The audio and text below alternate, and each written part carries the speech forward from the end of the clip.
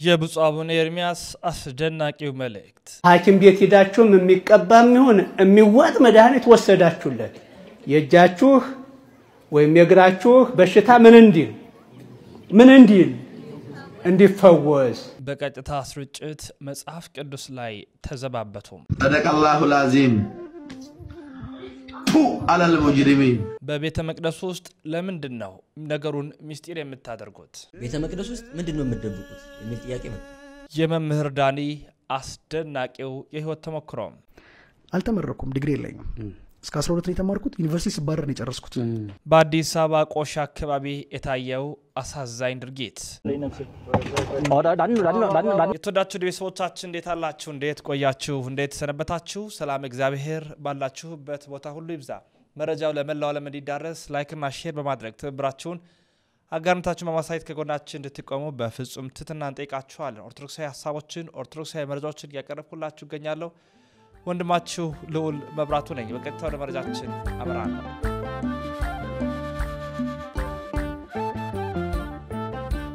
በስመ አብ ወወልድ ወመንፈስ ቅዱስ አሐዱ አምላክ አሜን። የፍጥረታት ሁሉ አባት የሰማይና የምድር አስገኛ ጋይስት ዓለም ቅድስት ሥላሴ ክብር ምስጋና ይድረሰው። እናታችን እመቤታችን ድንግል ማርያም ውዳሴ ክብር ይድረሳት። ቅዱሳን እንደየማዕረግና ክብራቸው ምስጋና ይድረሳቸው። እንዴት አላችሁ? እንዴት ቆያችሁ? እንዴት ሰነበታችሁ? ውድ ቤተሰቦች እንግዲህ ዛሬም ያስተምሯቸዋል ይመክሯቸዋል የምላቸውን የተለያዩ ቪዲዮዎችን ከዚህም ሰብሰብ አድርጌ እየመጥቻለሁ።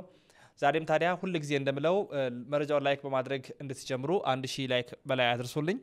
ለሁሉም እንድታዳርሱ በትህትና እየጠየቅኩኝ በቀጥታ ወደ መረጃችን አመራለሁ።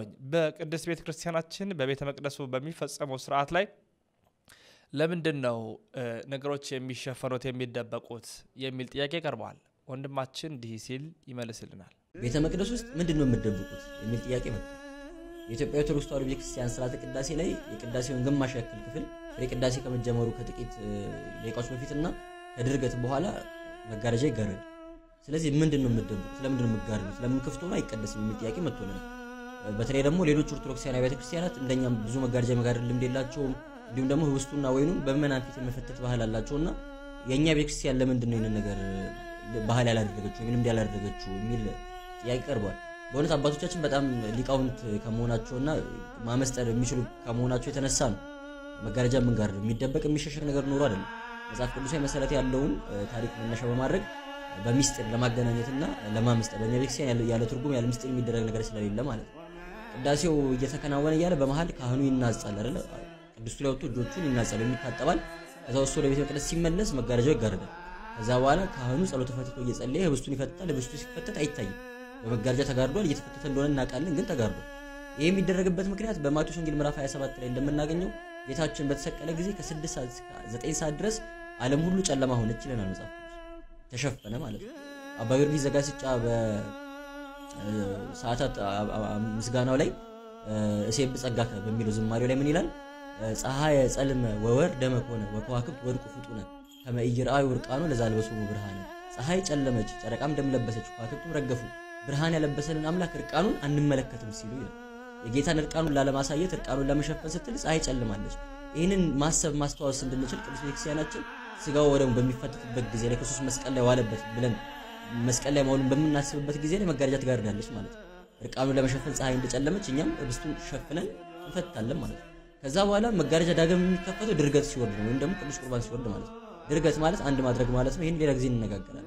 ድርገት ከወረደ በኋላ ከቆረበን በኋላ ጌታችን ወደ ምእመናኑ ከወረደ በኋላ ዝቅ ካለ በኋላ ተመልሶ ወደ ቤተ መቅደስ ሲገባ መጋረጃ እንደገና ይዘጋል። አሁንም ለመደበቅ ወይ ለመሸሸግ ፈልገን አይደለም መጋረጃ የምንዘጋው። በሐዋርያት ሥራ ምዕራፍ 1 ላይ ወደ መጨረሻው ቁጥር አካባቢ ስናነብ ይላል ደቀ መዛሙርቱ ከጌታችን ጋር ሆነው ጌታችን ከነገራቸው ካስተማራቸው በኋላ አይናቸው እያየ ከፍ ከፍ ብሎ ወደ ሰማይ ያረገ ደመናም ሰውራ ተቀበለችው። ከደቀ መዛሙርቱ ጋር ነበረ፣ ሲያርግ ግን ደመና ሰውራ ተቀበለችው ይላልና አሁንም ስጋና ደሙ ወርዶ ከመማናን ጋር ነበር። ልክ ወደ ቤተ መቅደሱ ከፍ ከፍ ሲል ሲያርግ በደመናው ምሳሌ ወይም በደመናው ምስጢርነት መጋረጃው ይጋረዳል። ደመናው ልክ ጌታችን ሰውሮ እንደተቀበለው መጋረጃውም ስጋውና ደሙ ሰውሮ ይቀበላል ማለት ነው። ምስጢር ነው ወይ ለማመስጠር ለማገናኘት ትርጓሜ ለማምጣት እንጂ የሚደበቅ የሚሸሸግ ኖሮን አይደለም። በነገራችሁ ላይ በእኛ ቤተክርስቲያን የሚደረግ ማንኛውም ነገር ማወቅ የምትፈልጉ ከሆነ የቤተክርስቲያን የሥርዓት መጽሐፍት ማንበብ በቂ ነው። የቅዳሴ መጽሐፉን ብታነቡ የሥርዓት መጽሐፍቶች ፈልጋችሁ ብታነቡ ከዚህ ቀጥሎ እንደዚህ ይደረጋል ከዚህ ቀጥሎ እንደዚህ ይደረጋል ከዚህ ቀጥሎ እንደዚህ ይደረጋል እያለ የሚደረገውና የሚሰራውን እያንዳንዱን ነገር በጽሁፍ ያስቀምጡናል ስለዚህ የክርስቲያን የሚሻሽገው የሚደብቀው ነገር ኖሯ ሳይሆን የጌታችንን ታሪክ ማሰብ ማስተዋወስ እንድንችል ሥርዓተ ቅዳሴው ጌታችንን እስከ መጨረሻው እንድናስበው እንድናስተዋወስ እንዲያደርገን ለማድረግ ስትል እነዚህ ነገሮች ታደርጋለች ማለት ነው ለወንድማችን እግዚአብሔር አምላክ ቃሉን ያሰማል እንግዲህ ብርቱ የሆነ ወንድማችን ነው አጭር ግን ደግሞ በጣም አስተማሪ ሆኖ ቪዲዮችን በቲክቶክ ማህበራዊ ድረገጽ በመልቀቅ የሚታወቅ ወንድማችን ነው በብዙ አትረፈንበታል ደግሞ እናተርፈበታለን አሁን ወጣቶች ሆኑ በቤተ ክርስቲያን ጉዳይ ላይ የሚያገባቸው በርካቶችን ያያየን እጅግም ሐሴት እየተሞላን እንገኛለን እግዚአብሔር ይመስገን እንዲህ አይነት ወንድሞችን አምላክ ስላሳየን በቤቱ አጽርቶ ረጅም እድሜ ሰጥቶ ያኑርልን ለማለት እንወዳለን ወደ ብፁዕ ሊቀ ጳጳስ ብፁዕ አቡነ ኤርምያስ የሰሜን ወሎ ሀገረ ስብከት ሊቀ ጳጳስ ወደ ሆኑት ደገኛው ትውቱ ሊቁ አባታችን እናምራ እንዲህ ይሉናል ሐኪም ቤት ሄዳችሁም የሚቀባም ይሁን የሚዋጥ መድኃኒት ወሰዳችሁለት የእጃችሁ ወይም የእግራችሁ በሽታ ምን እንዲል እንዲፈወስ እንዲወገድ ስለዚህ የባል ጠባይ ለወጥ ሲል የሆነ ነገር ሲሆን ተነዛናጭ ሲሆን ተነጫናጭ ሲሆን ሚስት እንደዚሁ ተነዛናጭ ስትሆን እንደ እሳት መረት ለበልባለች እንደዛ እነት ጠባይ ሲመጣባት ምንድነው መደረግ ያለበት ምንድነው መጸየፍ ነው መጥላት ነው አይደለም ልክ እንደዛው እንደጃችሁ ወደ እግዚአብሔር ቤት መሄድ ተንበርክኮ ስለምታስቸግረው ሚስቱ መጸለይ ወደ እግዚአብሔር ማመልከት አረ እግዚአብሔር ያስተካክልልኝ ወድ አይደለም የሆነ ነገር ሆናለች መምከር ማስመከር ወደ ሐኪሙ ወደ ካህኑ ወደ ምሁሩ ማቅረብ እንድትታከም በምክር በቃለ እግዚአብሔር እንድትጠገን ማድረግ አደል መሆን ያለበት አንድ ስጋ ከተባለ ይሄን ዋጋ መክፈል አያስፈልግም ወንዶች አያስፈልግም እንዲሆነች በቃ ለያዩ ይገርም እኮ ነው እንዲያውም ያንተ ልጆች እያሳደገች ጠቆረሽ ትላታለህ ከሳሽ ትላታለህ የከሳችው ልጆችህን እያሳደገች እኮ ነው የጠቆረችው ልጆችን እያሳደገች እኮ ነው አመድ የለበሰችው እኮ ያገኘቻትን ሁሉ ለልጆቿ እየሰጠች እኮ ነው አይደለም እንደ ወንዶች ሊቀ ጳጳስ ብፁዕ አቡነ ኤርምያስ በረከታቸው በሁላችን ላይ ተደርቦናት በተለይ በተዳሩ ዓለም ላይ ስላሉ እናቶች አባቶች ባለትዳር ተጋቢዎች ነው አባታችን የተናገሩት እንግዲህ ያው እኛ እስከናገባ ብዙ ልምዱ የለንም ግን ምክሩ ትክክለኛ ሐሳብ ነው ስለዚህ የብፁዕነታቸውን ነገር ተግባራዊ እናድርግ በጣም ልናስተውል ልንከባከብ ይገባል የሚል መልእክት አላቸው ወደ ቀጣይ መረጃ ላምራስቲ በቀጣይ እንድናደምጥ የምወደው ነገር አለ ቲቸር ዳኒ በተለያም በፊዚክስ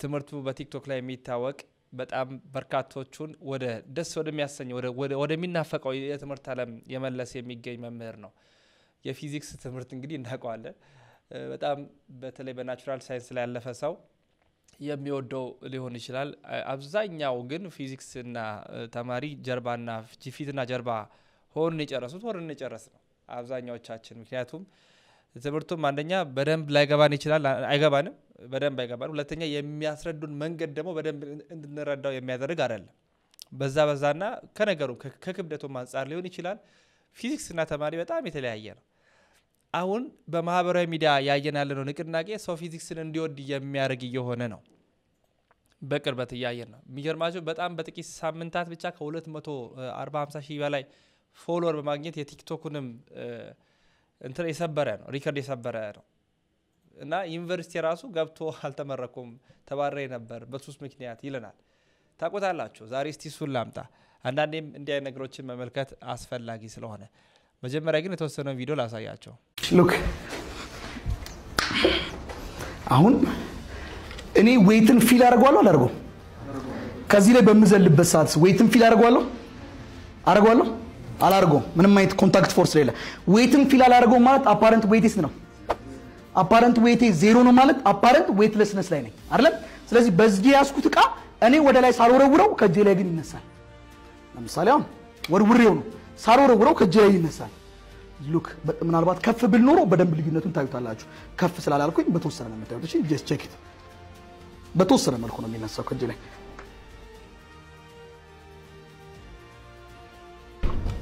ዲሲት ወደ ላይ ወርውሬዋለሁ አልወረወርኩትም። እኔ ዌትለስነስ ስለሆንኩኝ እሱ አየር ላይ ይንሳፋል። አሁን እንደው ከዚህ ዴስክ ላይ ብንዘል ሉክ እስቲ እንደው አሁን ፊል አደርገዋለሁ። ዌቱን ባይዘው ፊል እያደረኩት ነው። ክብደት አለኝ፣ ክብደት እንዳለኝ አውቃለሁ። ስዘል ግን 0 ነው የምሆነው ለራሴ። በስመ አብ 0 ነው የሆንኩት። እየዘለላችሁ ሞክሩት። ምንም ክብደት እንዳላችሁ ፊል አታደርጉም። 0 ነው የምትሆኑት። ለምን? አየር ላይ ያላችሁ ወደ ላይ የሚመልሳችሁ ፎርስ አለ የለም። ስለዚህ ፊልም አደረገው ነገር የለም እጄ ላይ። ፊልም አደረገው ፎርስ ስንት ነው? ቆይ ፊልም አደረገው ፎርስ ስንት ነው? እጄ ላይ ስንት ነው? 0 the same is that። እቺም ጮክ ስትወርድ ፊልም ታደርገው ወይ 0 ነው መሬት እስከምትነካ ድረስ። አልተመረኩም፣ ዲግሪ የለኝም። እስከ 12 ነው የተማርኩት። ዩኒቨርሲቲ ስባረር ነው የጨረስኩት። አስተማሪ ልሆን ነው አልኩኝ። ልቀጠር ነው መተል ታስተምር ትችላለህ ሲሉኝ ኮራ አልኩኝ። ነገ ነው የምመጣው ዛሬ አይመቸኝም አልኩኝ። አንተ ጋሪ ላይ ነህ? ጋሪ ላይ ነኝ። ወረድን ከጋሪ ስትሪንጋርቱን አድርሰን ተመለስን። ከባለቤቴ ጋር ጨፈርን እዛች ደሳሳ ጎጆ ቤት ውስጥ በደስታ ዘለለን። ለምን ስትመለሱ? ደስ ብሎን ነው። ምክንያቱም ደሞዝተኛ ያለውና ቋሚ ደሞዝ አለኝ ማለት ሴፍ ነው ሁሉ ነገር። የቤት ኪራይ መንከፍላ እናታም የቤት ኪራይ አከራዩ የሁለት ወር የሶስት ወር ይተውልናል እያዘነ መጥቶ ፊታችንን አይቶ አዝኖ ወይ የሆነ ስትሪንጋርትን ሰጠዋለን ይዞ ይሄዳል። ሽጥና ስራ በቃ ይሄንን እንካ ምናምን እያልነው በነጋታው ጠዋት ልብሴን ለብሼ ሸሚዜን ጠቅጥቄ ከቻይና የተባረርኩበት ሰርተፍኬት ነው ያለኝ። እሱን ይዤ ያው ግቢ ስገባ JW የሚባል የቪዛ ወረቀት አለ። እሷ ወረቀት አለችኝ። ፔትሮሊየም ኢንጂነሪንግ እንዳጠናው አዲስ አበባ ዩኒቨርሲቲ ኮስት ሼሪንግ ምናምን የሞላውበት ወረቀት አለኝ። ሌላ ምንም ሰርተፍኬት የለኝም። ማንንም ሰው ሰርተፍኬት ሰጥቶኝ አያውቅም። ግን ልትሄድ ስትል የቪዛ ወረቀት አለ። አዲስ አበባ ዩኒቨርሲቲ ኮስት ሼሪንግ የሚባል ለምግብ ምናምን የሚሞላ እሱን ያለኝ። እነሱ ምናምን ሰብስቤ አዲስ አበባ ዩኒቨርሲቲ መታወቂያ ያለችኝ እሷን፣ የቻይና መታወቂያ ያለችኝ እሷን አድርግቼ በባይንደር አድርግቼ ልክ እንደ ሲቪ በባይንደር ወራሱ ቆይ በጣም ራሱ ልክ ጉዞ ሲጀምር ከነበርንበት ከገጠራሙ አካባቢ ወጥቼ ስፓልቱ ዳር ስደርስ ማስታወቂያ ተለጥፏየው ስልክ ጀት ላይና ቤተይን ትምህርት ቤት የፊዚክስ መምህር እንፈልጋለን በዲግሪ የተመረቀ 2 ዓመት ስራ ልምድ ያለው ይላል። ከዚህ በፊት እነሱ ለጥፈዋል ለካ እየፈለጉ ነው ሳይ ዲግሪ 2 ዓመት ስራ ልምድ እኔ የለኝም። 2 ዓመት ስራ ልምድ የለኝም፣ በፊዚክስም ዲግሪ የለኝም። ልመለስ አልኩና አይ ብዬ ሄድኩኝ። ግን ባላየሁት ብዬ እንትን አልኩኝ። ኮንፊደንስ መጣው። አሁን የሆነ ነገር ኮምፔር እያደረገ ነው ከኔ ጋር። እኔ በእጅ ያለችው ትንሽ የበትርናት ባህር ነው እየጠበቀኝ ያለው ማለት ነው። አሁንም ትንሽ ስፓልቱን ተሻገሬ ሄድኩኝ። አሁንም ያንን ማስታወቂያ ሁለተኛ ጊዜ አነበብኩት። መገጣጠም ደግሞ አይ አልኩኝ በቃ አይ ተስፋ ያለኝ አይመስለኝም። ልክ ግቢው በር ላይ ማስታወቂያ ቦርድ ላይ ተለጥፏል። ድጋሚ ቲቾ ገባው። ዳይሬክተሩ አገኘኝ። እሺ እንዴት ነህ? ሰላም ነው ሰላም ነው። አንተ ነህ መምህር ዳንኤል? አዎ እኔ ነኝ። እስኪ ወረቀትን ስጠኝ የተመረክበትን ሲሉ አይ እኔ እኮ አልተመረኩም ብዬ ገና እንዲህ ስል በልበልበልበል ተወው በቃ ካልተመረክ አሉኝ። ማስተማር ከባድ ነገር ነው እንዴ? ይሄን ያክል እኔም እኮ ቢሆን መጽሐፍ አንብቤ ገብቼ እኮ ማስተማር እችላለሁ። ምን አንብበ ያነበብከውን እዚህ ያለ ሰዎች መናገር ነው። ምን የሚከብድ ነገር አለው? እኛ የምንፈልገው የተመረክበት ዲግሪ ስራ ልምድ ባይኖርም እንደው በዚህ በፊዚክስ ካልተመረክ ምንም አይሰራልንም ማለት። እንደዛ እያሉ ምክትል ዳይሬክተሩ ኋላ መጡና አግኝተናል አንድ አስተማሪ ማስተርስ አለው ምናምን አሏቸው። ሲሏቸው በቃ እንግዲህ ሌላ ጊዜ ስራ ካለ እንደውላለን ሄዳሉኝ። እሺ ብዬ ወጣው፣ ወደ ቤት መጣው። ድጋሚ እነዛ መጽሐፍቶች ከፍቼ ሳነባ መሸው። I didn't give up። ግድ የለም ካልቀጠሩኝ በቃ የራሴን ትምህርት ልከፍት ነው ማለት ነው ብዬ ነው ያሰብኩት። እያስተማርኩኝ እያነበብኩኝ አመሸው። ማታ እንደለመደብኝ እዛች አባቴ የገዛችልኝ ዋይት ቦርድ ላይ እሱ የገዛልኝ ዋይት ቦርድ ላይ እየጻፍኩኝ አደርኩኝ። ጠዋት ድጋሚ የ11 ቤት ቁጥር 12 ሰዓት ተኩል ላይ ተደወለ። መቼም አሁን የደወሉት ድጋሚ ሊያባሩኝ አይደለም እና ሊሉኝ ነው። አሁን ተጨፈረ ድጋሚ ሳታነሳው እንዴ ሳላነሳው ገና በቃ እሳቸውን የደወሉት አልኳት። ለባለቤቴ ማሳዩት መቼም የደወሉት ሊመክሩኝ አይደለም እና ስራ ሊሉኝ ነው ብዬ ዘለልኩኝ። ናስኪ እንፈልጋለን አሉኝ። ከሄድኩኝ ሊቀጥሩት የነበረው መምህር የተወሰነ ቀን ይቆያል ከሌላ አካባቢ ነው የመጣው እሱ እስከሚመጣ ክላስ ውስጥ ማንንም ስለሌለ ግባና ቁም ነው ያሉኝ yes ዋና መግባት ነው አስተምር አይደለም ግባና ቁም ነው ጠብቅ ልጆቹን በቀን 50 ብር ይከፈላል ነው አረ በነፃ ቆማለሁ አልኳቸው በፊዚክስ ፒሪየድ ገብቼ ነው ቆማለሁ ባዶ እንዳይሆን እየገባ ያቸው ነገር እና በቀን 50 ብር አረ ምን 50 ብር እኔ በነፃ ገብቼ ቆማለሁ አልኳቸው አይኛት የትምርታችን ህግ አይፈቅድም ገብታ እንከፍላለን ልጆቹን ጠብቅ እሺ አልኳቸው ዳይሬክተሩ ጋውን ነበር አይተሱ የተንጠለጠለ ይሄን ጋውን ልበስ ብለው ሰጡኝ እንዱ ቾክና ዳስተር እንደዚሁ ሰጡኝ እጄ ላይ ይዤ ገባው ባዶ እጄ ነኝ ወረቀት የለኝ ደብተር የለኝ ገርም ነው ቾክና ዳስተር ይዤ ገባው ልክ ክላስ እንደገባው ምዕራፍ 0 ብዬ ጻፍኩኝ ዩኒት 0 ፊዚክስ ምንድነው ከሚለው ሐሳብ ጀመርኩኝና ያንን ለተማሪዎቹ አብራራውላቸው አብዛኛው ተማሪ ግን እንደምታውቀው ፊዚክስ አይወድም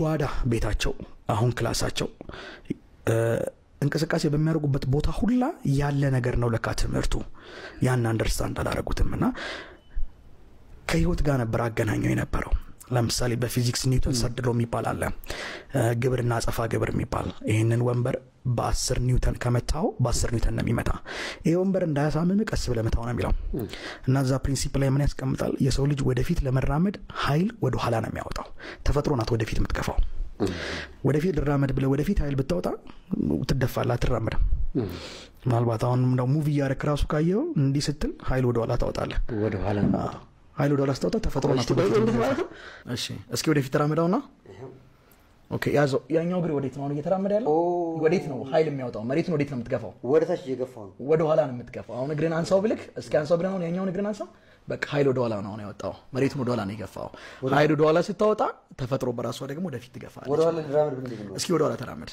ያዘው ይሄኛው ግሬ ወዴት ነው መሬቱን እየገፋ ያለው ወደፊት ነው ስለዚህ ወደፊት ስትገፋው ተፈጥሮ በራሷ ወዴት ትገፋለች ወደ ተቃራኒ ይገፋል አዎ ምናልባት ይሄንን ነገራውን ጨረቃ ላይ ብናደርገው ኖሮ ኃይል ወደ ኋላ ስታወጣ ወደፊት የሚገፋ ሌላ ኃይል አይኖርም ነበር ማለት ነው በደንብ ሙሉን ሰምታችሁ ብታደምጡ ብዙ ተማሩበታላችሁ ብዬ አስባለሁ የማይጠገብ ደስ የሚያሰኝ የህይወት ተመክሮን የሚያሳይ መምህራችን ነው ወንድማችን ነው መምህር ዳኒ በጣም ነው የወደድነው እናንተም ፍቅራችሁን ግለጡለት ልጅ ደግሞ ያላችሁ ወደዛ ወስዳችሁ አስተምሩት ወደ ቀጣይ ቪዲዮ ላምጣ በቀጣይ እንግዲህ የምናየው ትንሽ አዲስ አበባ ላይ ቆሻ አካባቢ ላይ ያየነው አሳዛኝ ነገር ነው ከባድ ዘረፋ ነው ትንሽ በጣም ማህበራዊ ሚዲያውን ያጥለቀለቀ ቪዲዮ ነው እንካተና እንመለሳለን đánh luôn kìa it's okay đưa 100 đi rồi đưa 100 đưa nó 200 rồi đánh lên tài xế luôn các bạn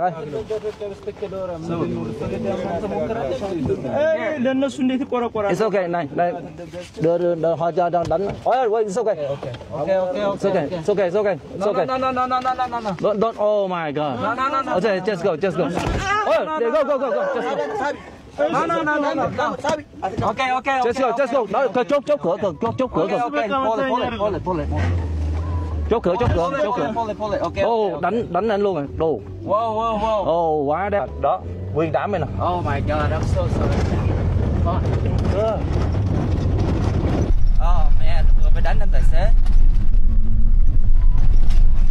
በጣም ነው ልብ የሚሰብረው ለስራ የወጣ ሰው ለዛም ወንድ እንዲሆኖ ተመቶ ደግሞ በጣም ዓለም አቀፋዊ ሚዲያ እስኪያገኝ ድረስ ማለት በተለያዩ ማህበራዊ ሚዲያ ድረገጾች እስኪተላለፍ ደረጃ ይደርሳል ይሄ ጉዳይና በጣም ነው የሚያመው በጣም ነው ልብ የሚሰብረው ቅስምም ይሰብራል ምንም ማድረግ ስለማይችል ነው ያደረገው ያንገታ ብሩን ወሰዱት ሁለቴ በቡጢ መቱት ከመሄድበት አስቆሙት በእኛ በኢትዮጵያን ብቻ ሳይሆን እዛ ባሉት ራሱ የውጭ ዜጎች ምን አይነት እሳቤውን የሀገራችን ነገር የሚቀርጸው በጣም ነው የሚያመው ማለት ሰርቶ ውሎ ገብቶ ቤተሰቡን ለመጦር ረጅም የሚያስብ ሰው ነው በስተመጨረሻ እንዲሆነው ተመቶ ቪዲዮ እስኪጋራ ድረስ የደረሰው ምናልባት በዝምታ ነገሮችን አልፎ ሊሆን ይችላል አንደኛ የውጭ ዜጋ መሆናቸው የሀገራችንን ስም ያጠፋዋል ሁለተኛ ኮንፊደንሳቸውን አሳጭቶ እዚህ ሀገር እንዳይኖር ያደርጋል ሶስተኛ የተመታው ግለሰብ ምንም ቢሆን የውስጡን በውስጡ ስለያዘ እንጂ ቢያንስ ሲሆን ያን ነገር ማድረግ እንደሚችል ያወቀ በዝምታ ነው ያለፈው። አግባብነት የለው ጉዳዩ የገንዘብ ከሆነ በቀጥታ መጠየቅ ይችሉ ነበር ያሉን ይሰጣል ከሌለም የለኝም ነበር ማለት የነበረበት ብሏል። እንዲህ አይነት ነገሮችን ማድረግ ግን አንደኛ ከሰባዊነት ይወጣ ነው ከኢትዮጵያዊነት ይወጣ ነው በግልጽ የተደረገ ነው። ስለዚህ አዲስ አበባ ቆሼ ላይ ይሄ የተደረገው ዘረፋ በርካቶችን ያስደነገጠና ያስቆጣ ነው። ከፍተኛ ጥንቃቄም ያስፈልገዋል የተባለበት ርዕስ ነው። ሚዲያውን አሁንም ድረስ የያዘው ርዕስ ጉዳይ ሆኗል። ምን ተሰማችሁ ይሄን ስታዩ? የሆነ ውስጣችንን ንዝር ያደርጋል። የሆነ የሚሰማችሁ ስሜት አለ። ምንም ማድረግ ባለመቻሉ እቺን ሰርቶ ገብቶ ውሎ የሚያድር ሰው በሚያስደነግጥ እስኪያነባ ድረስ መድረሱ በጣም ያማል። እና ምን ተረዳችሁ እናንተስ? ምን አያችሁ? ውስጣችሁ ምንድነው የተሰማው? እንዲህ አይነት ነገሮችስ ምን እስከ መቼ ነው ሊቀጥሉ የሚችሉት? እልባትስ መቼ ይሆን የሚሰጣቸው? እኔ ትንሽ ስለሰማኝ ነው ይሄን ነገር የምነግራችሁና እናንተም ደግሞ መልከታችሁን አስቀምጡ። ወደ ቀጣይ የቪዲዮ መረጃ ላብራ። በቀጣይ እንግዲህ እንድናደምጥ የምወደው ነገር አለ። እሱ ምንድነው? በቀጥታ ስርጭት ላይቭ ላይ አንድ የእስልምና አማኝ መጽሐፍ ቅዱስን ይዞ ሲቀድ ሲተፋ ታየ። እስቲ ቪዲዮ ላይ ታያችሁና መልሳለሁ። صدق الله العظيم. تو على المجرمين، تو على المنافقين، تو على الكفارين، لعنة الله عليكم. أشهد أن لا إله إلا الله وأشهد أن محمدا عبده ورسوله. أشهد أن لا إله إلا الرحيم. قل هو الله أحد الله الصمد لم يلد ولم يولد ولم يكن له كفوا أحد. እንግዲህ ምንድነው ያው እንደ ነገሮች ከባድ ናቸው።